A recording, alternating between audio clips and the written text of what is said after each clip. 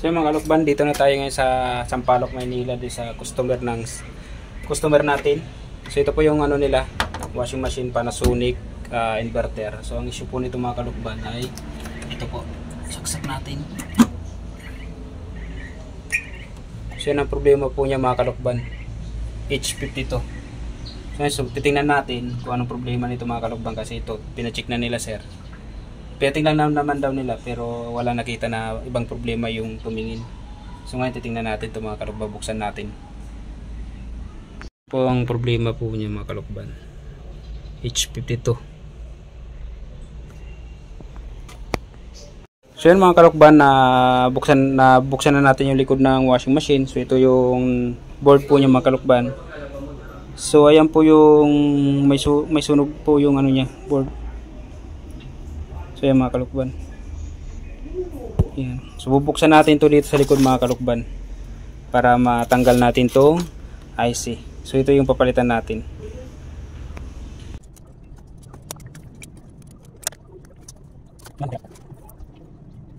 So yan mga kalukban, napalitan na natin yung IC. Subukan naman natin i-testing tong board kung okay na.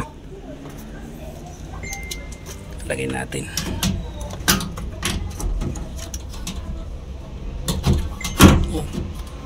Pag walang tagahawak. Ayan, subukan natin kung okay na siya mga kalukban. So ang pinalitan lang natin, ayan. Ayan, subukan natin.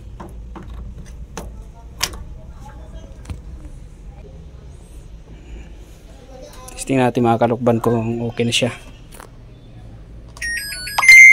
So ayun. So wala na yung H52 na error mga kalukban, gumana na siya. Try natin i-spin. Kanina pag pindot pa lang natin ng on, H52 na nalabas. So kanya pag on natin, ayan, wala na po siya. Ayan, umiikot na po yung spin po niya mga kalukban. So okay na po yung ginagawa nating washing machine mga kalukban dito sa Sampaloc, Maynila. So ayan po yung pinalitan natin. Okay na siya mga kalukban.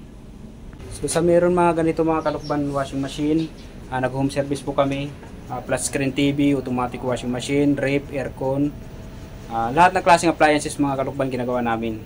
So ang primary na home service natin, Laguna, Batangas, Cavite.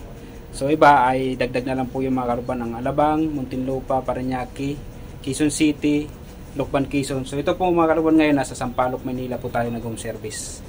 So okay na po siya mga kalukban yung washing machine. Thank you.